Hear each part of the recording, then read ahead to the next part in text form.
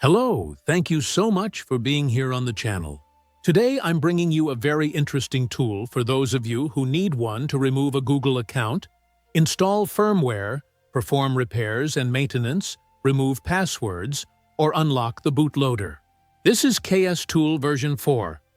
This is the version I'll be making available to you here today, completely free.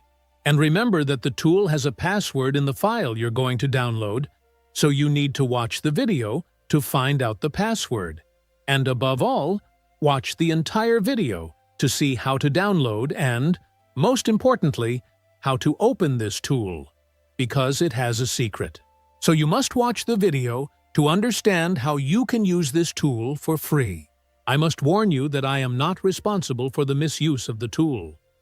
This tool should be used by technicians or anyone who has the responsibility of unlocking their own devices or legally sourced devices. I don't recommend using it if you acquired the equipment illegally. If you do, it will be at your own risk. This channel does not encourage any illegal use of the content published here. Now I'll show you how to download and install the tool, so watch the video carefully.